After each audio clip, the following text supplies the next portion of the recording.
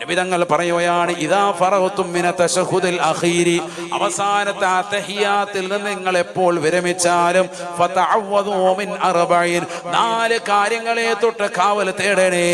4 കാര്യങ്ങളെ തൊട്ട് കാവൽ തേടാതെ നിസ്കാരം വിരമിക്കരുതേ.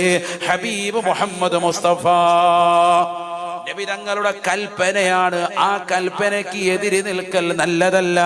അത് നിസ്കാരത്തിന്റെ കറാഹത്തായി ഇമാമികൾ രേഖപ്പെടുത്തുകയാണ്. അതുകൊണ്ട് അവസാനത്തെ തഹിയ്യാത്തിന് ശേഷം നബി തങ്ങളുടെ മേൽ അവരുടെ കുടുംബത്തിന്റെ മേൽ സ്വലാത്ത് ചൊല്ലിയിട്ട് ഈ ദുആ ചെയ്യണേ.